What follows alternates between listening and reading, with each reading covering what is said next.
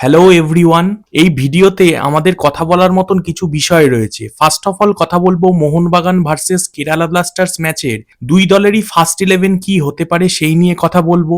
Secondly কথা বলবো কোথায় তোমরা টিভিতে দেখতে পাবে সেটাকে নিয়ে কথা বলবো। আর থার্ডলি কথা বলবো যে এবার থেকে রেলিগেশন চালু হচ্ছে এই সিজন থেকে, তো কতটা যুক্তিযুক্ত এরম একটা আইএসএল সিজন যেখানে এত গন্ডগোল, মানে এত 3 মাসের ছোট সিজন, আইএসএল হওয়া নিয়ে এত অনিশ্চয়তা, এর মাঝখানে যদি রেলিগেশন চালু করা হয় সেটা কতটা ঠিক, এই নিয়েই কথা বলবো। ভিডিওটা বিশেষ বড় হবে না, তোমরা শেষ অবধি দেখো। তো চলো ভিডিওটা শুরু করা যাক। Welcome to A to Z sports voice. তোমরা যারা চ্যানেলে প্রথম এসেছো তারা সাবস্ক্রাইব করে বেল আইকনটাকে বাজিয়ে রাখো ফুটবল এবং ক্রিকেট সংক্রান্ত যাবতীয় আপডেট পাওয়ার জন্য। আর ডেইলি আপডেটেড থাকার জন্য আমাদের আদার social media ID Facebook, Insta এগুলোকে ফলো করে রাখতে পারো। নাও কাম টু দা পয়েন্ট। দেখো, প্রথমেই যদি টিভিতে কোথায় তোমরা আইএসএল দেখবে সেই নিয়ে কথা বলি। যা খবর সোনি 10-2 এই চ্যানেলে কিন্তু আইএসএল এর লাইভ টেলিকাস্ট হবে, তোমরা এখানে আইএসএল দেখতে পাবে।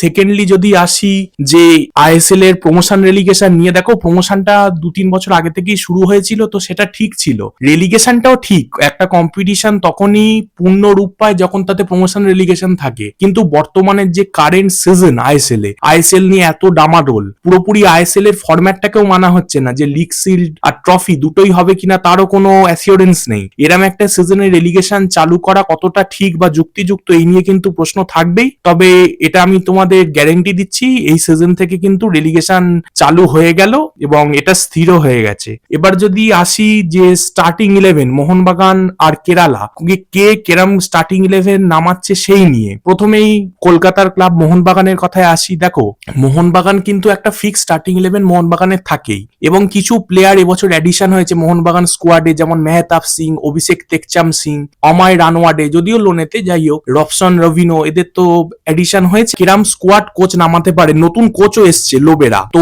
চলো দেখে নেওয়া যাক মোহনবাগান কেরাম স্কোয়াড নামাতে পারে।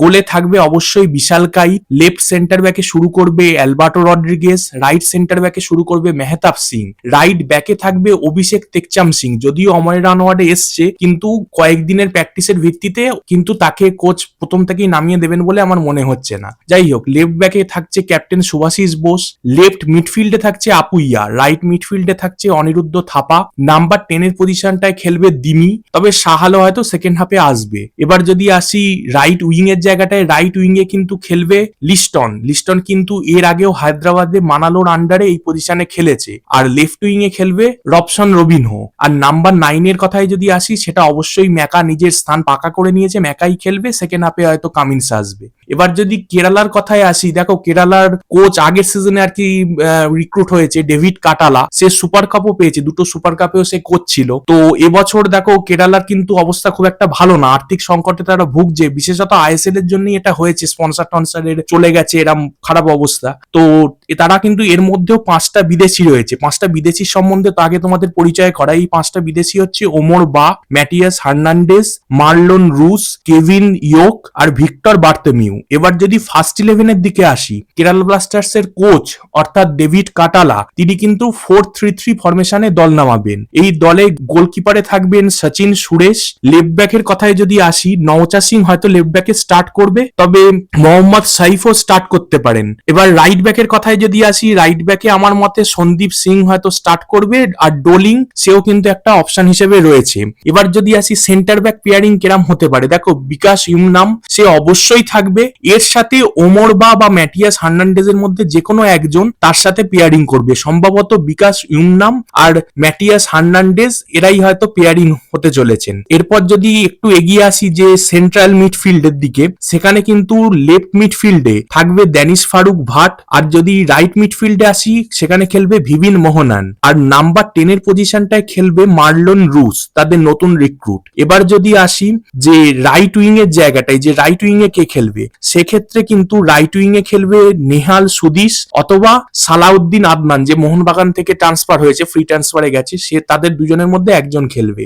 আর লেফট উইং এর দিকে যদি আসি, লেফট উইং এ কিন্তু খেলবে কোরো সিং, তাদের কিন্তু এক্সাইটিং ট্যালেন্ট, এবং তোমরা এটা কিন্তু মাথায় রেখো, মোহনবাগান রিক্রুটারটা কিন্তু কোরো সিং এর দিকে নজর রাখছে। আর ওপরের দিকে খেলবে অর্থাৎ সেন্টার ফরওয়ার্ডে খেলবে কেভিন ইয়ক, তোমরা বলতে পারো যে দাদা কেভিন ইয়ক এই প্লেয়ারটা, তোমাদের যেহেতু এত সময় নেই এই ভিডিওটা বড় হয়ে যাবে, তাহলে কেভিন ইয়ক প্লেয়ারটা কিন্তু মূলত উইং এর প্লেয়ার, কিন্তু এদের সেন্টার ফরওয়ার্ডে যে প্লেয়ারটা আরেকজন প্লেয়ারকে নিয়েছে এই ভিক্টর বার্তেমিউ, সে কিন্তু বয়স্ক প্লেয়ার, আমার মনে হয় না তাকে প্রথম থেকে স্টার্ট করিয়ে দেবে মোহনবাগানের মতন ম্যাচে। হয়তো কেভিন ইয়কি নাম্বার 9-এ স্টার্ট করবে, ভিক্টর বার্তেমিউ হয়তো পরে আসবে, কারণ কেরালা ব্লাস্টার্স কিন্তু যেহেতু স্কোয়াডটার একদম মানে 90%ই প্রায় বদল করে ফেলেছে এক প্রকার বলতে পারো, বিদেশি ছেড়ে দিয়ে লুনা থেকে নোয়া সাদই সবাইকে ছেড়ে দিয়েছে, একদম পারফেক্ট এটাই নামিয়ে দেবে এটা বলা মুশকিল, তাহলে স্কোয়াড ধরে রাখতে হয়, সেটা সম্ভব নয়। তবে তোমাকে একটা প্রবাবল স্কোয়াড আমি বললাম, আমার মনে হয় এরকম স্কোয়াড নামাবে। তো চলো আশা করি আজকে ভ্যালেন্টাইন্স ডে, মোহনবাগান খুব ভালো খেলবে এবং ভালোবাসার দিনে একটা সুন্দর স্টার্ট দেবে আইএসএল এর, এবং তারা তৃতীয়বারের মতন আইএসএল লিগ সিল জিতবে। তো চলো ভিডিওটা ভালো লাগলে সাবস্ক্রাইব করে বেল আইকনটাকে বাজিয়ে দাও, লাইক করো, কমেন্ট করো, শেয়ার করো। Thanks for watching. জয় হিন্দ, জয় ভারত।